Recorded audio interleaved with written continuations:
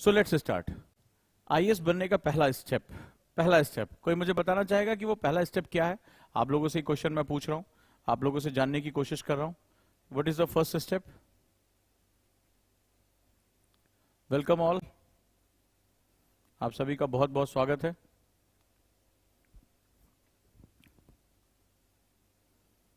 Good. So let's start today's class. आज की class हम शुरू करते हैं। तो अगर हम इसमें एक छोटा सा फंडामेंटल देखें दोस्तों, तो जो आईएएस बनने का फर्स्ट स्टेप होता है वो दो सेगमेंट के साथ शुरू होता है।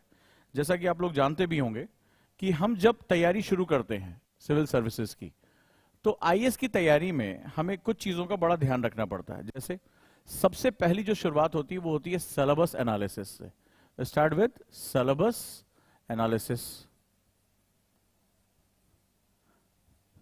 और दूसरा जो सेगमेंट होता है वो पीवाईक्यूज होते हैं, प्रीवियस ईयर क्वेश्चंस। तो इन दोनों का बहुत ही ज्यादा इंपॉर्टेंट जो होता है कि हमारी तैयारी में बहुत ही ज्यादा सेगमेंट शुरू हो जाता है। चलिए, तो ये सब्जेक्ट की ही क्लास है जो चल रही है, क्योंकि सब्जेक्ट में स्टेप बाय स्टेप आप पूरा करिकुलम मेरे से समझ लें कि ये करिकुलम किस रूप में हमारा तैयार होता है। So let's start. आपकी क्लास जो है वो शुरू हो चुकी है एक तरह से।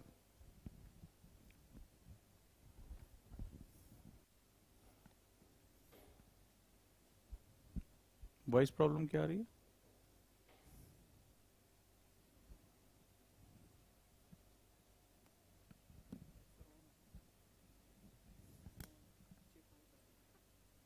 साउंड नहीं आ रहा क्या?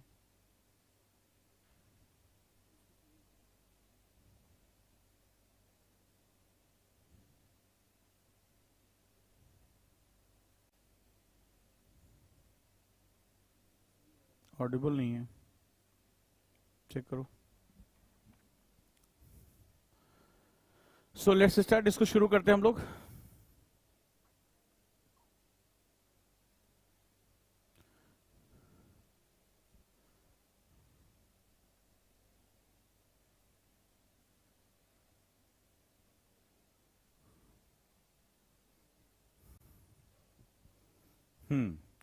तो इन दोनों की इंपॉर्टेंस आप बता सकते हैं क्या है?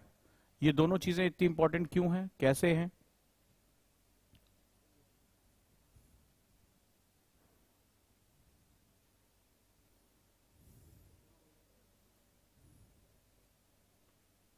क्या लिखा है, पढ़ पा रहे हो?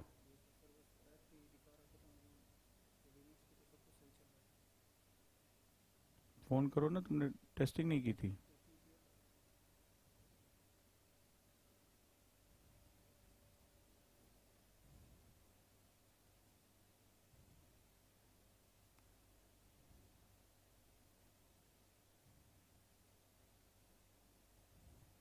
तो चलिए हम लोग तैयारी पे अपने सेगमेंट को डील करते हैं कि क्या चीज है, कैसे ये काम करिए।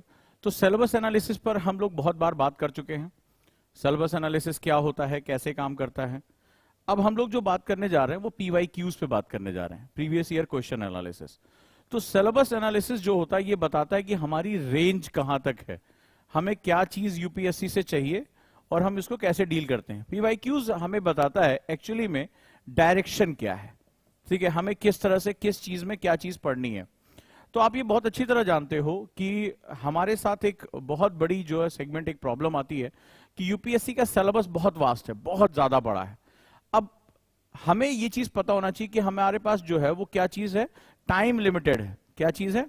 टाइम हमारे पास लिमिटेड है।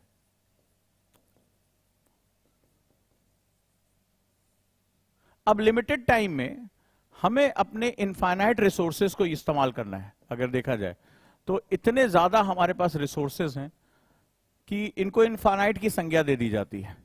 अब इस चीज को हमें फाइनाइट बनाना है, तो हमें क्या करना पड़ेगा? हमें पीवाईक्यूज बहुत ज्यादा हेल्प करते हैं, previous year question analysis, right?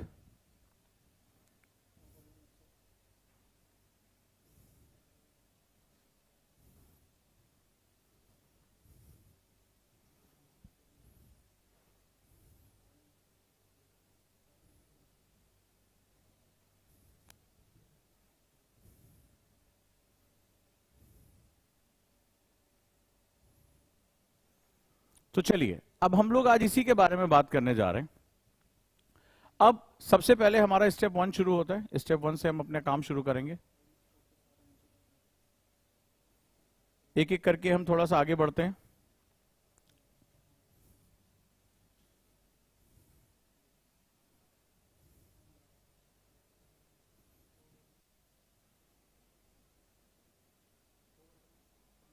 Let's start. सो आइए अब बात करते हैं। तो आईएएस में 2 सेगमेंट होते हैं, सिलेबस एनालिसिस और पीवाईक्यूज। अगर आप कहेंगे तो मैं सिलेबस एनालिसिस भी कर दूंगा, अदरवाइज मैंने बहुत ही कॉम्प्रिहेंसिव सिलेबस एनालिसिस कर रखा है। हम शुरुआत करेंगे पीवाईक्यूज से। पीवाईक्यूज आपको ये समझना पड़ेगा, प्रीवियस ईयर क्वेश्चन एनालिसिस बहुत इंपॉर्टेंट होते हैं। यूपीएससी का ट्रेंड ये हमें बताते हैं, यूपीएससी कैसे ट्विस्ट कर रहा है, जिसे मैं आपसे बात करने जा रहा हूं। आप पूरा 1 साल मेहनत करने जा रहे हैं, आपके पास रिसोर्सेज जो है वो बहुत एक तरह से कहा जाए तो लिमिटेड टाइम है आपके पास, लेकिन पढ़ना आपको बहुत ढेर सारा है। तो ऐसे में यूपीएससी में क्या पढ़ना है और क्या नहीं पढ़ना है, इसके बीच का अंतर हमें बहुत ही स्पष्ट तरीके से पता होना चाहिए।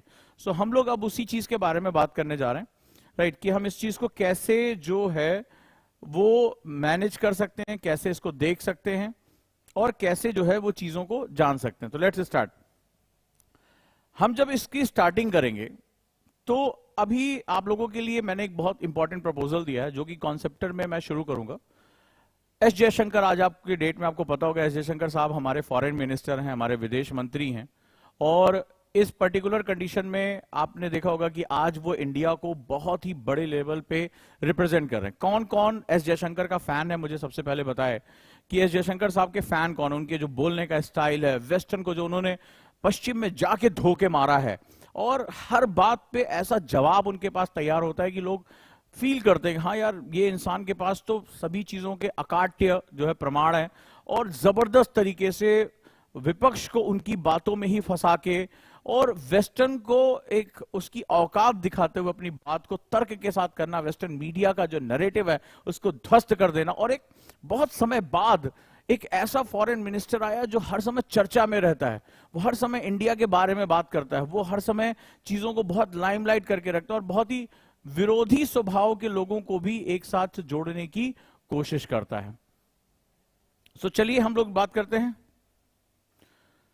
तो इनकी एक बड़ी प्यारी किताब है, बहुत प्यारी किताब है, यहीं से मैं शुरू करने जा रहा हूं। अब आपको रीजन बताऊंगा क्यों शुरू करने जा रहा हूं। तो इनकी किताब है एस जयशंकर साहब की, द इंडिया वे। उसका जो हिंदी अनुवाद है वो है परिवर्तनशील विश्व में भारत की रणनीति। अब जरा इसको समझना कि मैं आपसे क्या बात करने जा रहा हूं। ये 600 रुपए की एक किताब है और मैं इस पर लेक्चर्स लेकर आ रहा हूं। काफी दिनों से मैं डायरेक्ट टीचिंग से थोड़ा सा किनारे हो गया था, आपसे बातचीत कर रहा था, लेकिन मेरा जो एक कहानियां कहने का स्टाइल है, जो एक स्टोरी नरेशंस है, उसको आप लोगों ने देखा कि अलग अलग 7 स्टोरी ऑफ इकोनॉमिक्स में या नीति आयोग में, ये सब एक पढ़ाने का मेरा एक जबरदस्त अनुभव रहा है। अब यहां से हम अपनी क्लास शुरू करने जा रहे हैं, ठीक है, यहीं से हम लोग क्लास शुरू करेंगे और जो कॉन्सेप्टर के बाहर के बच्चे हैं वो भी मेरे साथ जुड़ सकते हैं। मात्र 199 रुपए में ये लेक्चर है। बट यहां मैं इसके बारे में बताने कि क्यों मैं इस किताब से बात शुरू करने जा रहा हूं। मैंने योजना पढ़ाई, नीति आयोग पढ़ाया, इसके बाद मैंने जो है 7 स्टोरी ऑफ इकोनॉमिक्स पढ़ाई। अब कहानियों के माध्यम से इस किताब को मैं आपके सामने लेकर आ रहा हूं और मेरे लेक्चर्स यहां से शुरू होंगे। अब आप कहेंगे सर आप कॉन्सेप्टर पढ़ा रहे हो, आप प्रीलिम्स को डील कर रहे हो 1 ईयर कोर्स में, तो हमें इसके बारे में क्यों बता रहे हो। ये प्रश्न आपके दिमाग में आ रहा होगा कि हमें ये चीजें क्यों बता रहे हो, क्या हमारा रीजन है, क्या हमारी प्रॉब्लम है, राइट, और क्या समस्या हमें बनी हुई है। तो चलिए हम जरा इसके बारे में भी बात कर लेते हैं, राइट, कि आखिर क्या बात है और क्या चीज हमारा जो है वो बना हुआ है। तो सबसे पहले मैं आप लोगों से एक प्रीलिम्स के सिलेबस के बारे में डिस्कस करता हूं, ठीक है, मैं आपसे प्रीलिम्स के सिलेबस के बारे में डिस्कस करता हूं हल्का सा। तो जैसे प्रीलिम्स में अगर आप जीएस का सिलेबस देखोगे तो आपको याद है इसमें कौन कौन से पॉइंट है। History, polity, geography, science and current affairs और इकोनॉमिक्स एंड इकोनॉमिक्स, ये हमारे जीएस का पार्ट है। आप बड़े ध्यान से समझना। तो कन्वेंशनल वे में स्टूडेंट ऐसे तैयार करता है, इतिहास जो है, राजनीति विज्ञान, भूगोल विज्ञान, करंट अफेयर्स और अर्थशास्त्र, ये हमारी तैयारी होती है। पर यूपीएससी ने 2022 से कुछ अपने आप में चेंज कर दिया। आखिर फेल जो बच्चे हो रहे हैं उनके पीछे बहुत बड़ा लॉजिक है। वो लॉजिक क्या है जरा हम देखते हैं, और वो लॉजिक हमें यहां से दिखाई पड़ता है। 2023 के कुछ क्वेश्चन पे नजर डालिए। अच्छा, इस पूरे सिलेबस में अगर आप ध्यान से देखोगे तो इस पूरे सिलेबस में आप आईआर कहीं नहीं है, इंटरनेशनल रिलेशनशिप कहीं नहीं है कहीं दिखाई पड़ रहा है? आप मुझे बताओ, इसमें आईआर दिखाई पड़ रहा है? आईआर बेसिकली जीएस पेपर 2 में होता है, मेंस में, ठीक है? जीएस पेपर 2 में, मेंस में ये होता है, प्रीलिम्स में कहीं पर भी नहीं दिया हुआ है, ये कहीं भी नहीं है। अब स्टूडेंट क्या होगा, अपने सिलेबस के अकॉर्डिंग वो तैयार करके जा रहा है, लेकिन यूपीएससी ने कुछ क्वेश्चन दिए, जरा क्वेश्चन ध्यान से देखो। कह रहा कंसीडर द फॉलोइंग कंट्रीज, निम्नलिखित देशों पर आप गौर करें। बुल्गारिया, चेक गणराज्य, हंगरी, लातविया, लिथुआनिया, रोमानिया। कह रहा उपरोक्त कितने देशों की सीमाएं यूक्रेन के साथ लगती हैं? अब यूक्रेन क्यों, वाई यूक्रेन? यूक्रेन का मतलब हो गया कि ये अभी आजकल क्या चल रहा था, यहां विवाद चल रहा था रशिया और यूक्रेन का। कई भारतीय स्टूडेंट मेडिकल की पढ़ाई करने गए थे, वहां फंसे हुए थे। अब मैंने आपको पहले दिन, अगर याद होगा मेरी कुछ श्रृंखला, कि प्री क्या होता है, प्री क्या होता है, आप लोगों ने बहुत पढ़ा, अरे रशिया ये कर देगा, यूक्रेन ये कर देगा, फलाना कर देगा। लेकिन मैंने आपको बताया था कि प्रीलिम्स का मतलब होता है रीजनिंग। रीजनिंग, जिसके पास रीजनिंग माइंड है वो प्रीलिम्स निकाल ले जाएगा। यानी वो ये कहता है ठीक है तुम रशिया यूक्रेन वॉर पे बहुत बात कर रहे हो, भाई बहुत अच्छी बात है, लेकिन ये बताओ कि ये जो शब्द का इस्तेमाल कर रहे हो, अगर मेरे स्टूडेंट भी सुन रहे होंगे, अभी आज मैंने गुरुकुल में कुछ दिन पहले एक चीज समझाया था, handle with care. Handle with care, तो हैंडल विद केयर का मतलब होता है कि जो शब्द, जैसे नहीं शीशे के सामान पे लिखा होता है हैंडल विद केयर, तो जो सामान इस्तेमाल करो उसको ढंग से करो। तो यहां पे क्या होगा हैंडल विद केयर में, कि जो शब्द आपके, यूक्रेन यूक्रेन वॉर हो रहा है, रशिया ने कर दिया, पुतिन ने ये कर दिया, फलाना जेलेंस्की ये कर रहे हैं, पहले बताओ यूक्रेन है कहां? तो क्वेश्चन में देखो, इस बार ये 2023 का क्वेश्चन है प्रीलिम्स का, उसने पूछा कि भाई तुम यूक्रेन को आइडेंटिफाई कर सकते हो कि वो किन देशों के साथ बॉर्डर शेयर कर रहे हैं? और ऑप्शन भी आंसर कैसे कर रहा है, केवल 2, केवल 3, केवल 4 या केवल 5? नाम भी नहीं पूछ रहा है कि कौन कौन से हैं, कह रहा है कि कितने, 2, 3, 4 कितने अपने इसमें से बॉर्डर शेयर कर रहे हैं। तो बड़ा लॉजिकल सा जो है वो आंसर, यहां पर केवल 2 लोग यहां अपना बॉर्डर शेयर कर रहे हैं। तो आपने देखा कि ये जो है आईआर बेस्ड क्वेश्चन है और मैप बेस्ड क्वेश्चन है। अभी जैसे एक स्टूडेंट ने पूछा कि सब्जेक्ट की क्लास कब शुरू होगी, ये सब्जेक्ट की क्लास है कि नहीं है? अभी आप मुझे बताइए, कॉन्सेप्टर में मैंने मैपिंग की क्लास चलाई, ठीक है, पीवी सर के साथ मैपिंग की क्लास, ये जरूरी है, कई बार मैं जवाब जो है प्रूफ के साथ देता हूं। तो मैपिंग की क्लास आपने यहां चली, तो लोगों को लगा अरे सब्जेक्ट की क्लास कब चलेगी, तो चूंकि क्या होता है स्टूडेंट के पास इतना जो है वो इनसाइट्स नहीं होते, उसको लगता है कि ऐसे से पढ़ेंगे तो ऐसे से आईएएस बन जाएंगे, मामला वहीं खत्म हो जाएगा। हम लोग क्या होता है, पूरी टीम एनालिसिस करती है, यूपीएससी ट्रेंड कैसे चेंज कर रहा है। बड़े ध्यान से इस बात को समझो कि यूपीएससी ट्रेंड कैसे चेंज कर रहा है, क्या चीज में बदल रहा है, राइट? तो अभी क्या हुआ कि मैपिंग जो है वो इतनी इंपॉर्टेंट हो गई कि यहां अपनी बात करने के लिए आपको रीजनिंग, मैपिंग और आईआर, इनकी